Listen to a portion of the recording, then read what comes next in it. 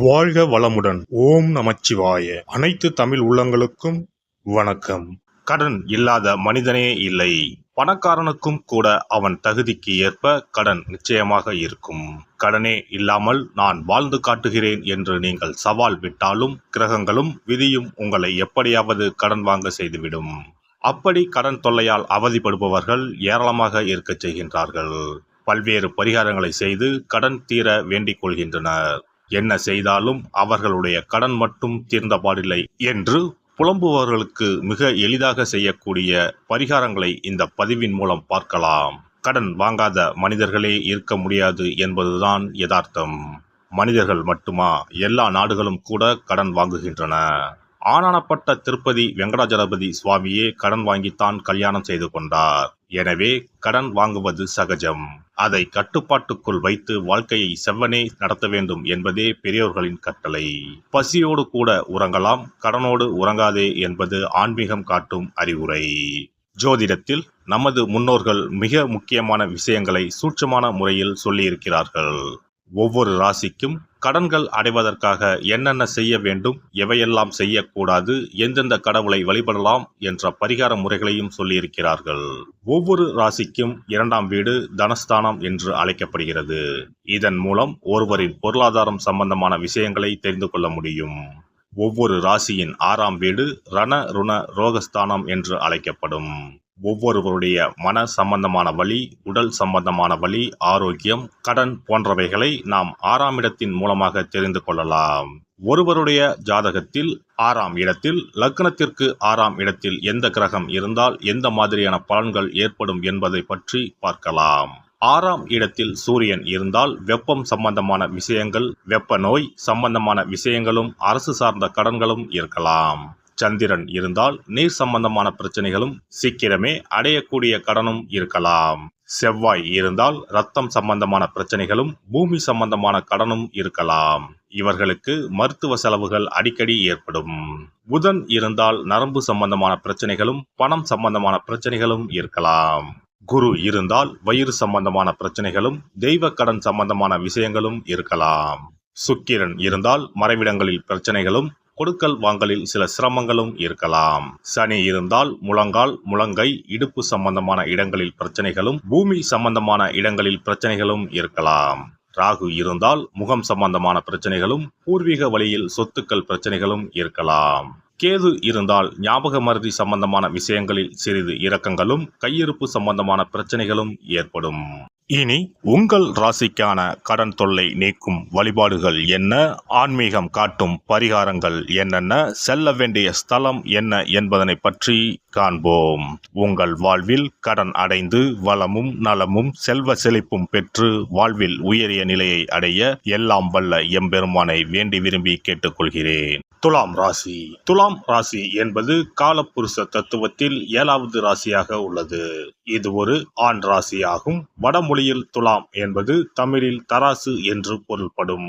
துலா ராசியின் அதிபதி சுக்கிர பகவான், தனாதிபதி செவ்வாய் பகவான், ரண ருணாதிபதி குரு பகவான் ஆவார். துலாம் ராசி மந்திரி ராசி எனப்படுகிறது. ஒரு நாட்டின் மந்திரிகள், தொழில் அதிபர்கள், பங்கு சந்தை சார்ந்த விஷயங்களுக்கு இந்த ராசி முக்கியமானதாகும். அனைவரையும் சரிசமமாக மதிக்கும் குணம் உடையவர்கள் இவர்கள். எந்த ஒரு முடிவையும் நிதானமாக எடுப்பார்கள். தைரியம் அதிகம் கொண்டவர்கள். கல்வியை விட அனுபவ அறிவிற்கு அதிக முக்கியத்துவம் அளிப்பார்கள். அனுபவ அறிவை பெறுவதற்கு கடுமையான முயற்சிகளை மேற்கொள்வார்கள். எந்த விஷயத்திலும் நேர்மையை கடைபிடிப்பது இவர்களது தனித்தன்மை. ராசியின் குறியீடு தராசாக இருப்பதால் உத்தியோகம் பார்ப்பதை விட சுய தொழில் செய்வதையே விரும்புவார்கள். சேமிப்பு முதலீடு விஷயத்தில் மிக கவனமாக இருக்க வேண்டும். நண்பர்கள், உறவினர்களுடன் இணைந்து இவர்கள் கூட்டு தொழில் செய்யக்கூடாது. இவர்கள் வளர்பிறையில் ஞாயிறு வியாழன் ஆகிய நாட்களிலும், தேய்பிறையில் புதன் வெள்ளி கிழமைகளிலும் கடன் கொடுப்பது வாங்குவதை தவிர்ப்பது நன்மை தரும். கடன் அடைவதற்கான பரிகாரம்: முருகன், ஆஞ்சநேயர், காவல் தெய்வங்கள் ஆகிய தெய்வங்களை வணங்கினால் கடன்கள் அடைபடும். கிழக்கு தெற்கு நோக்கி கடனை அடைப்பது நன்மை தரும். செவ்வாய், புதன், வெள்ளி ஆகிய கிழமைகளில் கடன் அடைப்பதை தொடங்கினால் சீக்கிரம் கடன் அடைபடும். துலாம் ராசிக்காரர்கள் சுக்கிரன் மற்றும் குரு ஹோரையில் கடன்களை அடைக்க ஆரம்பிப்பது நன்மையை கொடுக்கும். மகாலட்சுமி அஷ்டோத்திரம். மகாலட்சுமிக்கு தாமரை மலர் சார்த்தி வழிபாடு செய்வது நல்ல மாற்றத்தை கொடுக்கும். செல்ல வேண்டிய ஸ்தலம் திருச்செந்தூர் சுப்பிரமணிய சுவாமி கோவிலுக்கு சென்று முருகனை தரிசித்து வாருங்கள். சிறப்பு வழிபாடு. குலதெய்வ வழிபாடு குறைகளை தீர்க்கும். முந்தைய வினைகளின் காரணமாக உண்டான கடன் தொல்லைகளிலிருந்து மீள குலதெய்வ வழிபாடு உங்களுக்கு துணை செய்யும். 3 பௌர்ணமிகள் தொடர்ந்து குலதெய்வ வழிபாடு செய்து வந்தால் கடன் தொல்லை படிப்படியாக குறையும்.